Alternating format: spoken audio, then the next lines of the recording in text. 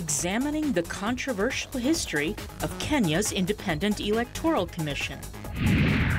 How drones could soon deliver life-saving defibrillators to rural areas. And Twitter doubles its character limit. Could the change turn the company around? Africa 54 starts right now.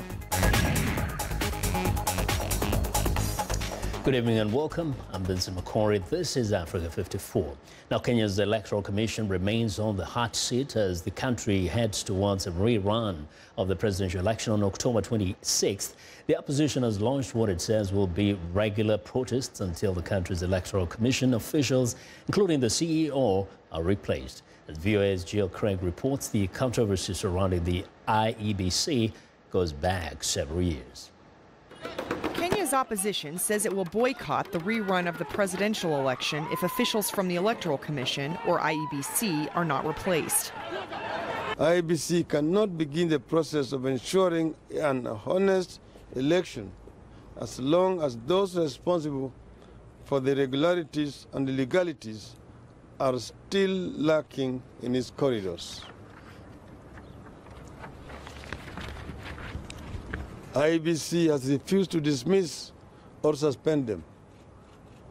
That is why we are today beginning this peaceful campaign to force them out by public pressure so that the process of fair elections can at last begin. Confidence in the IEBC hit a new low with the nullification of the August 8th presidential election results. Meanwhile, President Uhuru Kenyatta has taken aim at the Supreme Court justices, calling them thugs and accusing them of a judicial coup after they annulled his win. Yet he is still pledging to comply with the judgment.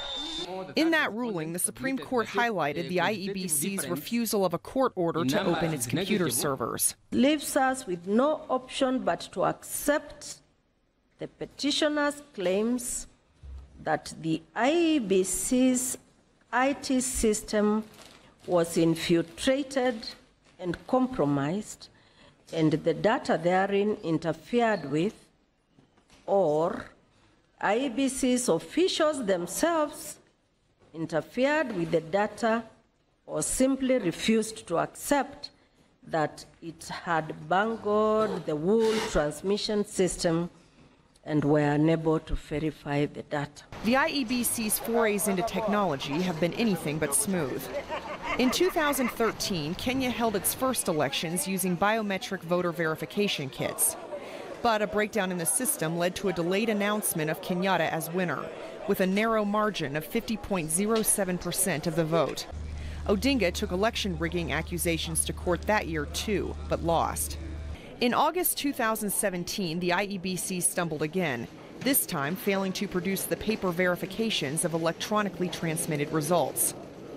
If there is a need to remove from within the IEBC the human elements that are responsible for the improprieties that occurred, then that really needs to happen with proper focus. And, continued squabbling and finger-pointing and blaming is just pushing us closer and closer to the precipice. IEBC commissioners were replaced in January after the opposition had taken to the streets in weekly demonstrations, accusing the commissioners of bias. The Constitution gives the Electoral Commission until the end of October to organize a new election. The rerun polls are scheduled for October 26th. Jill Craig, VOA News, Nairobi. Well, now, Kenya's ruling Jubilee Party on Thursday presented Parliament with proposals intended to prevent the Supreme Court from annulling the results of a coming rerun presidential election, as it did at the last vote in August. And Jubilee's proposed amendments to election law would stop the court from invalidating results if the electronic transmission again fails to work smoothly. The manually transmitted results would be final. The amendments would also prevent the court from voiding an election on the grounds of non-compliance with the law, provided the poll was held in line with constitutional principles and the non-compliance did not affect the results of the election. Opposition challenger Raila Odinga's coalition, NASA, says it will not participate in the rerun vote scheduled for October 26th unless the proposed changes are dropped. Now, for more insight on the proposed laws, David Ohito, a political analyst and digital media consultant, joins me live via Skype from Nairobi. David, these laws, when you read the face value, you kind of don't get the real meaning of it. Can you help us understand the first one that would prevent the Supreme Court from annulling these votes, the election? What does that mean? Thank you, Vincent, for having me. It's a very interesting argument that has been brought in alongside these laws, but there are developments that are also coming up, and it will be very difficult to pass these laws. In a nutshell, if you read the letter and wording of the Supreme Court verdict, it was very clear and very express that IEBC, the electoral body, should conduct the election in accordance with the Constitution and existing electoral laws, full stop. Nothing else. It doesn't matter what number of bills you take to Parliament. It is an exercise in futility and being driven by partisan politics of Jubilee. I don't think they can go anywhere. You don't need even a law pupil to explain that to you. But if you read the letter and spirit of the proposed bill, it intends to take away verification of the electoral process, the transmission exercise, so that you replace the electronic version of transmission with manual where the system fails. Now, and it tells you somebody else has got a deal he wants to achieve. Now, David, we know that there are existing laws, election laws. Can these override the existing laws given that Jubilee has a majority in Parliament? It will be difficult. We've had precedents set before where such laws have been passed on the basis of numbers and ignoring critical clauses of the Constitution. The first one was shut down when Kibaki was president, and I think a couple have been shut down when President Uhuru was having his first term. And that included expanding clauses of laws, security amendment laws, which even sought to guard the media. So a president has been sought before, even if in the unlikely event, because they have a majority and a speaker who is Jubilee leaning, they can pass those laws. But I can assure you the president's assent will only give us hours to move to court, and then you can annul the same laws. So no. Either way, we are courting a constitutional crisis. Very quickly, David, given the timing, do you see this actually interfering with the upcoming rerun on the 26th? Yes, the timing is very critical, and the chairman of the electoral body, Mr. Chebukati, has said that the law is not the problem. They will follow the Supreme Court order to conduct a fresh presidential election in accordance with the existing laws. So there's no question. And he says if, in any case, the law is changed, it means even their logistics will have to change to conform with the new law. So it's pure recipe for chaos. Well, real poor timing, and we just hope there will be peace and there will be an election. David, thank you very much for your insight. Thank you very much. David Ohito is a political analyst and a digital media consultant in Nairobi, Kenya. Now, more than 700 migrants were rescued on Thursday by a ship run by Save the Children. Now, fighting in Libya over the past 10 days has coincided with a new flurry of boat departures. Many families and unaccompanied minors made up the group that arrived in Catania, Italy. Save the Children spokesman Giovanni Di Benedetto says many were destroyed after the crossing. The worsening security situation in the Mediterranean, in particular with the aggressive antics of the Libyan Coast Guard, has prompted several humanitarian groups to halt their rescue operations, and those who remain tend to patrol further from shore, thus delaying rescue operations. Now, Cameroon's army has forcibly deported at least 100,000 Nigerians who have fled an insurgency by Islamist militant group Boko Haram that has since 2015 and subjected some to torture, as according to Human Rights Watch. Now, the rights group on Wednesday said the deportations violate international and Cameroonian law and constitute one of the world's largest recent cases of illegal forced repatriation. A short time ago, I spoke with Cameroon's Minister of Communications, Issa Chiroma Bakari, about the allegations. I adamantly reject this report, which is far from reflecting the reality. First of all, I want to remind you that Cameroon is signatory to the Charter of United Nations, African Union Charter, in view of protecting and promoting human rights and to protect and to promote refugees whenever they happen to be in our soil here in Cameroon. No repatriation should be undertaken forcefully. We know that both of your countries are grappling with the threat of Boko Haram. Now, some of the accusations are that you do arrest some of those running across the border, accusing them of being either members of Boko Haram or you suspect them to be collaborating with Boko Haram. Have you arrested people that you thought are Boko Haram members trying to cross over to your country? First of all, let me remind you one thing. Right now, we have more than 500,000 refugees in our country, providing them what they need for their education, sanitary, and security. The second aspect of this question, which I would like to underscore, is the fact that whenever we have to undertake any kind of operation dealing with refugees, we get Nigerian authorities and the HCR involved in the process in such a way that we avoid being accused of any forcefully repatriation or expulsion. We are a law-abiding nation. Our responsibility is to protect our way of life, to protect our border, to protect our frontiers.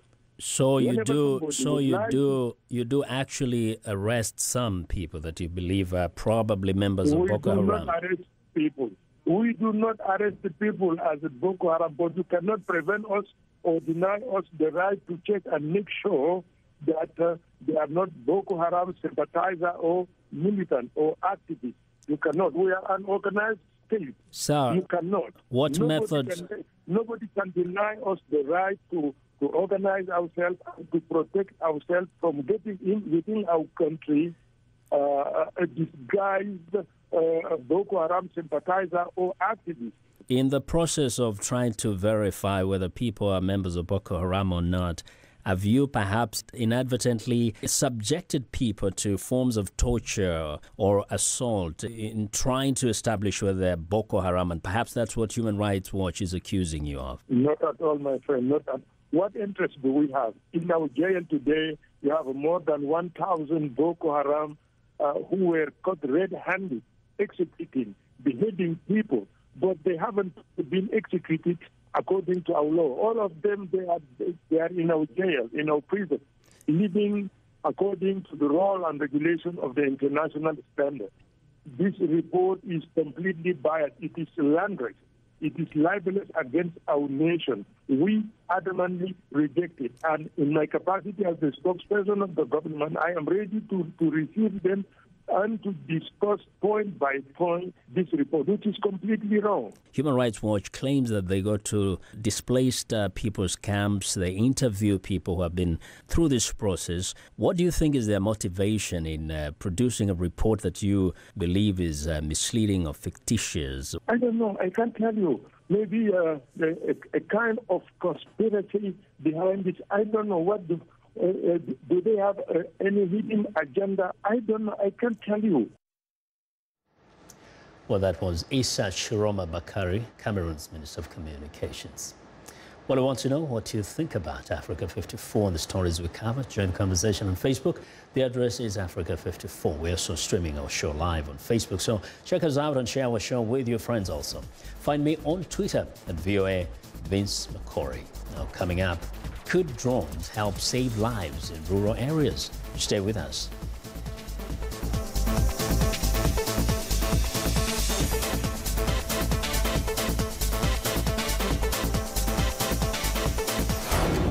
This is BizBeat. At the Satoshi coffee shop in Kosovo, you'll find an ATM virtual currency machine. Customers download cryptocurrency directly to their mobile phone. They can also scour or mine for virtual currency exchange rates. Rainer Fakandoli is a 19-year-old law student using Bitcoin and represents a growing demand in Kosovo for the virtual money system. I'm investing in Bitcoin cryptocurrency because I have a feeling that in the near future it will grow as a technology. Cryptocurrencies go up and down in value like stocks. So, coffee shop owner Malat Mehmeti decided to install a virtual money machine. We saw a big demand in the youngsters. Electronic currency is unregulated, and more people in Kosovo sitting on cash like the idea of using and investing in digital currency. For VOA's BizBeat, I'm Philip Alexio.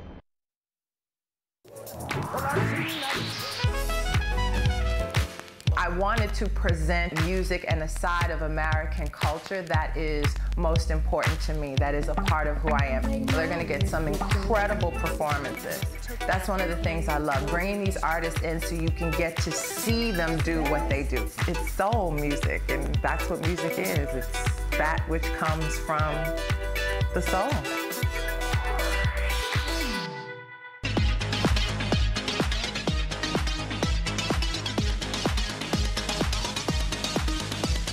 Well, it's time now for our health report, and joining us now is Africa 54 health correspondent Nina Madu with the latest details on a cholera outbreak in West Africa. Hello, Nina. Hello, Vincent. Health workers in northeast Nigeria have ramped up their effort to contain a cholera outbreak, which is sweeping through camps for the displaced. The United Nations says there are currently 4,000 suspected cases of cholera, including 54 deaths. The UN says about 1.8 million people have fled their homes due to Boko Haram violence or food shortages, and nearly 3/4 of them are now in cholera hotspots. Médecins Sans Frontières says while the outbreak started in Maiduguri, the capital of Borno State, the number of cholera cases is increasing rapidly in the nearby town of Mongono and Dikwa. A major vaccination campaign by UNICEF is currently underway to prevent the epidemic from spreading further. There are a lot of challenges around a cholera outbreak because it's a waterborne disease, so that is spreading around very quickly when it's rainy season, and it's worsened by the fact that the poor sanitary condition in the camps where the IDPs are living today in Maiduguri town and around the area. So there are a lot of factors which are not helping the situation. So today there's a lot of challenges. It requires a lot of resources and a lot of coordination within the different actors in the area. We are trying to contain it. So the objective is to get as many people vaccinated as possible, as soon as possible. So we are targeting 900,000 people in the camps and in the surrounding communities. We'll give a first dose, and later on, when we have doses, when access permits, we'll give a second dose. Health authorities are encouraging people to report suspected cases of cholera as soon as possible. Failing to do so is hindering efforts to contain the outbreak. Now, health challenges faced by migrants was recently discussed during a UN meeting called Promoting Migrant Health.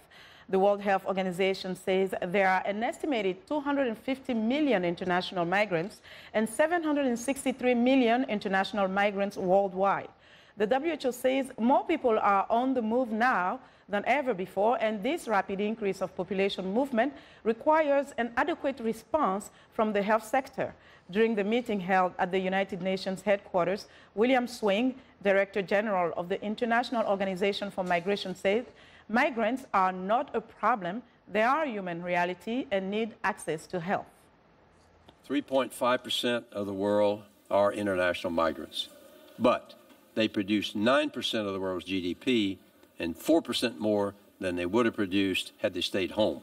So it's in the national and public health interest to give migrants the opportunity to become productive members of their host societies, to be informed about the services available, and to remain healthy both physically and psychosocially. Migrants' health needs and rights must be mainstreamed into global health, migration, and development agendas. Migrants are not a problem. They are a human reality, and we have to manage it, and we do it best by giving them access.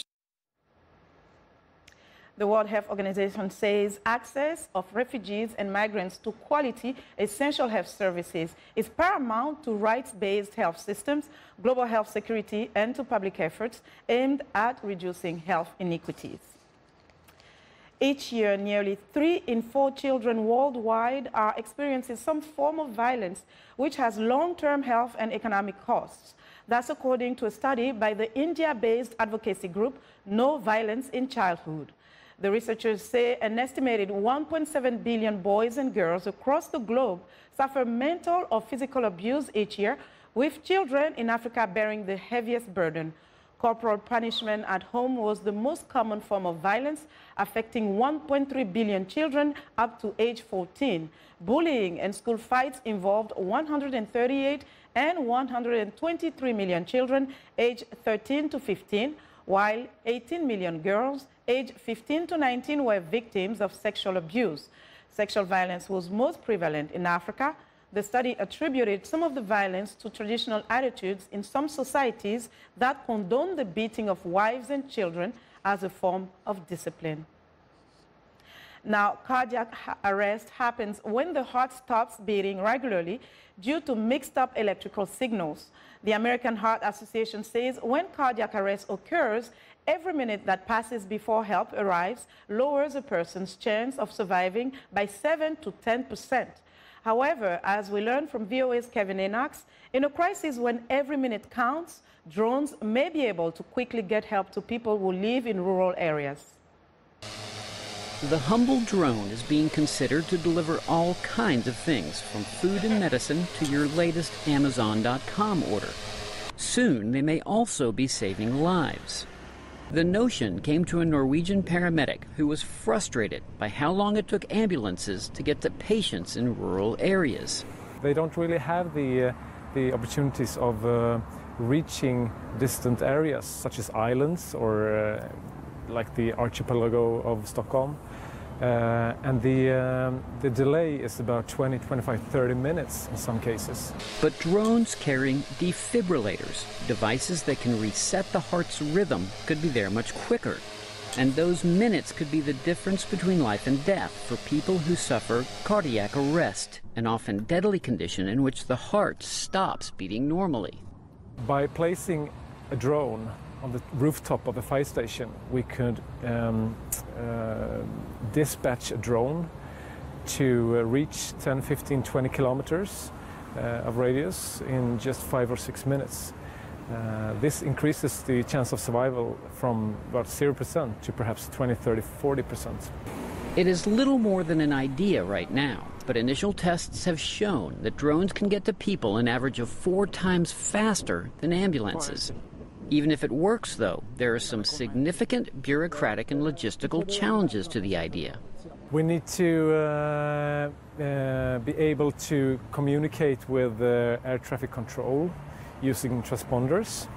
We need a network where we can use video surveillance during flight and most important during landing.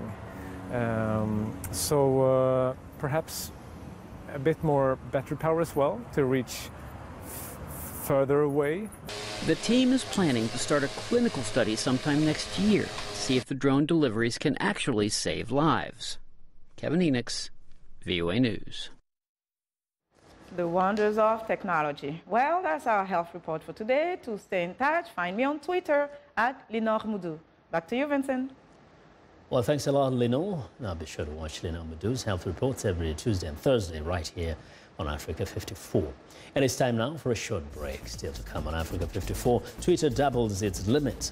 Will it work? We'll be right back.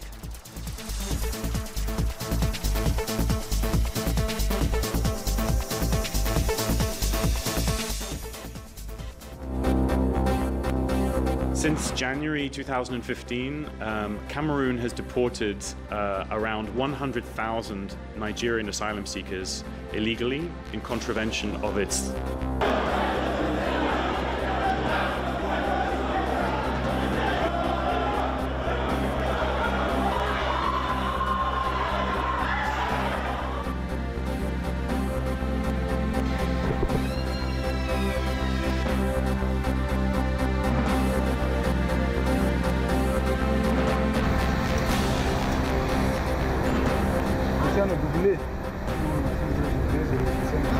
cette décision, le président Donald Trump minimise les...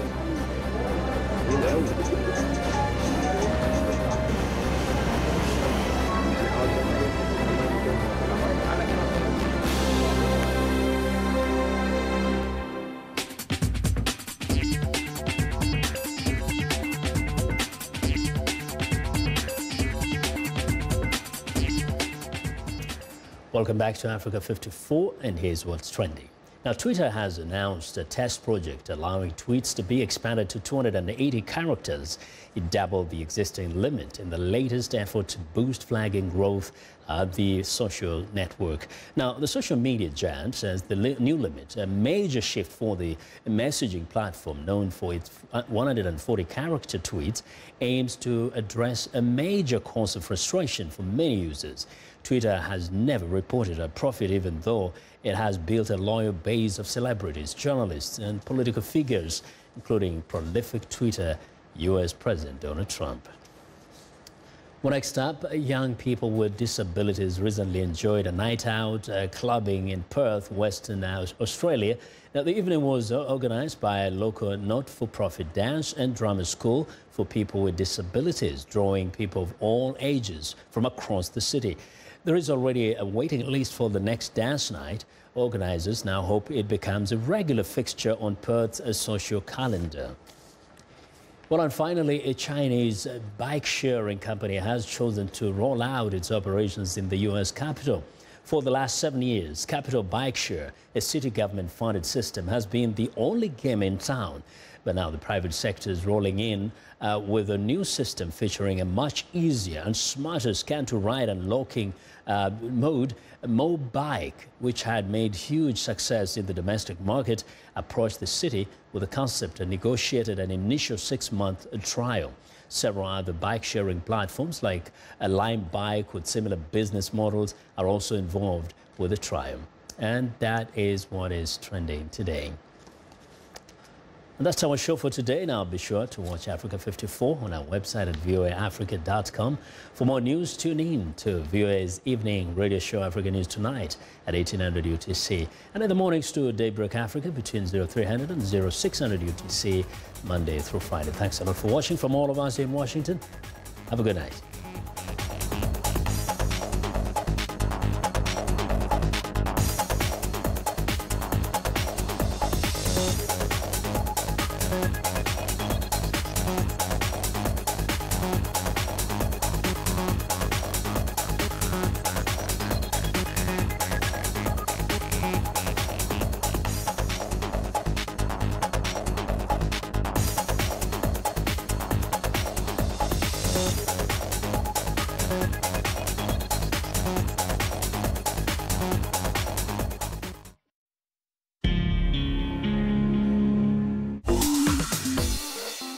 Welcome to English in a Minute. A fly is an insect with wings. They are very small and hard to notice.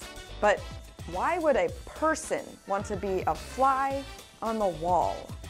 Let's listen. Fly on the wall. My roommate was breaking up with her boyfriend. Oh no, that's too bad. Were they talking really loudly?